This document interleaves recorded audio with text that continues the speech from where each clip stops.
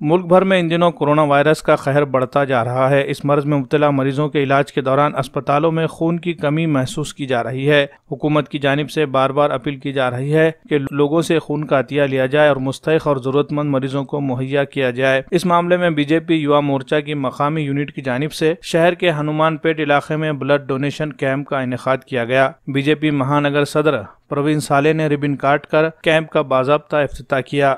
इस मौके पर doctor Ajit गोपछड़े, BJP युवा मोर्चे के प्रभारी Sanjay Kodage, opposition leader Deepak Singh Rawat, advocate Dilip Singh Thakur, BJP युवा मोर्चे के सदर संजय पाटिल घोगरे, उभन लाल यादव, राजू केंद्रे, अशोक पाटिल धनेगांवकर, हरीश ठक्कर, महादेव मठपति वगैरह अफराद मौजूद थे।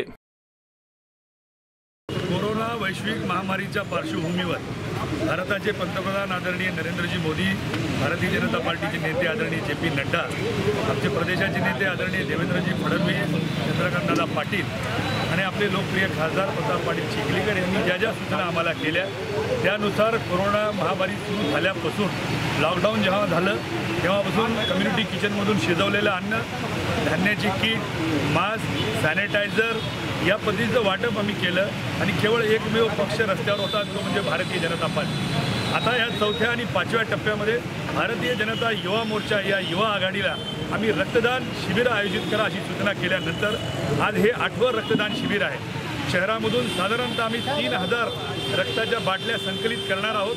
त्यापैकी आज हनुमान पेठेत आयोजित केलेले हे रक्तदान शिबिर आमचे सहकारी मित्र श्रीराज चक्रवार, पवन यादव, कपिल यादव, युवा मोर्चाचे अध्यक्ष संजय पाटील यांच्या नेतृत्वात ही शिबिरं होत आहेत। आता हे 8वं शिबिर आहे, अजून 6 शिबिर सलग यानंतर होणार आहेत आणि या माध्यमातून आम्ही रक्त संकलित करणार आहोत। कारण कोरोना झालेल्या रुग्णाला किंवा अन्य कुठल्याही रोगाच्या रुग्णासाठी रक्त हे अत्यावश्यक आहे आणि ते लॅबमध्ये तयार होत नाही, त्याच्यामुळे रक्त संकलित केलंच पाहिजे। त्याकरिताचा हा उपक्रम आहे।